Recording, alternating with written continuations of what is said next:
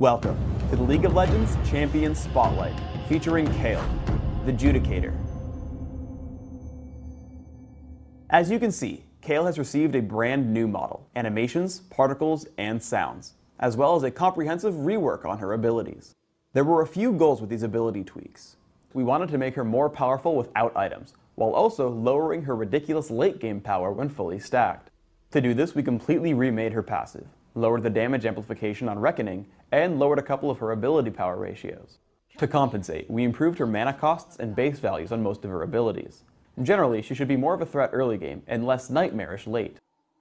Kayle has an entirely new passive. Holy Fervor causes Kayle's attacks to shred a percentage of the target's armor and magic resist. This shred stacks multiple times and lasts a few seconds. Reckoning damages and slows target enemy, also giving Kayle bonus damage against the target. The most notable changes to this ability are a significant increase to the missile speed and target slow, while lowering the damage amplification. Divine Blessing heals target ally and increases its movement speed. The remade version significantly increases the power of the haste but lowers its duration, while also increasing the cooldown to make her less sustainable in lane. Righteous Fury empowers Kayle for a few seconds, giving her a ranged attack which deals bonus magic damage and splashes onto nearby enemies. The major changes in the rework are more damage and splash range, while decreasing the cooldown and AP ratio. Kayle's ultimate is Intervention. Intervention completely shields target ally from all damage for a few seconds. This ability is unchanged in the remake. Kayle functions well in any lane, solo or duo, as either a magic damage carry or a support champion. Let's start by looking at her supportive aspects in bottom lane. I hit Vayne with Reckoning, slowing her movement speed, and I turn on Righteous Fury to start dropping her health. Thanks to the slow, Alistar walks into range for Headbutt and Pulverize, picking us up an easy kill. We try to repeat our success on Sona.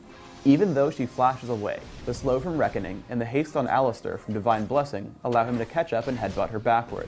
Stuck inside of our team, I pick up the kill with help from Righteous Fury. Because you can heal yourself and slow an enemy, you can always bait kills with your jungler nearby. I run from Urgot as he chases me until I notice a Mumu coming in from the side. Once he's joined the fray, I jump onto Urgot with Reckoning and then Exhaust, crushing his health with Righteous Fury. Never assume that Intervention can save you from everything. Urgot grabs me with his ultimate, and though I can turn invulnerable and run, Divine Blessing is only good for quick escapes, not long chases. Kayle performs a typical damage dealer role for her team in mid-game. I tag Taric with Reckoning, allowing us to chase as I destroy his health pool with Righteous Fury. We land a stun onto Mordekaiser and keep the damage output on. Note that I actually backed off part way through the fight. Seeing him try to assault me, I don't know the state of his cooldowns on Ignite or Children of the Grave and don't want to give up a free kill. I meet up with Gragas in bottom lane.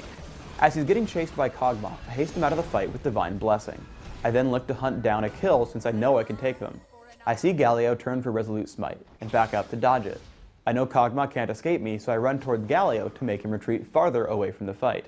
Then I turn to fight Kog'Maw. Leading with Reckoning, I assault him with Righteous Fury. Note that I move in between attacks. I want to make it difficult for Kog'Maw to land living artillery on me, just in case someone else comes into the fight. You should use Intervention to prevent damage, not to save someone from near death. Right as Ezreal gets swapped into the enemy team, I tag him with Intervention. He withstands all of Urgot's damage until a Mumu shows up, allowing us to destroy Urgot and then Galio with Reckoning and Righteous Fury. Even though Kayle has lost some of her late game power, she's still completely capable of amazing damage output. I get jumped by Mordekaiser and Galio. Anticipating burst damage, I target myself with Intervention, though I think it was premature.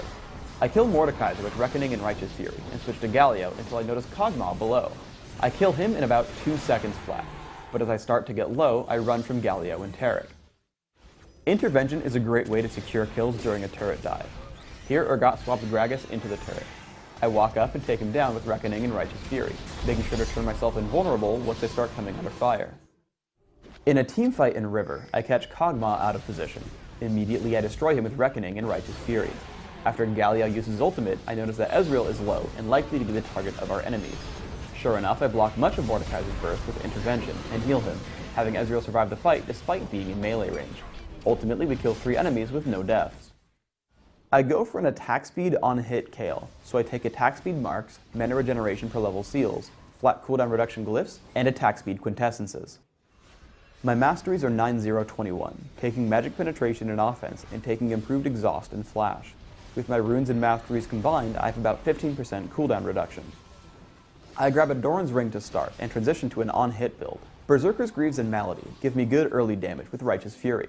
Nashor's Tooth combined with my runes and masteries allows me to keep Righteous Fury up 100% of the time. My final items are Madred's Bloodrazor, Hextech Gunblade, and finally Void Staff, giving me a bit of sustenance, utility, and damage against any target.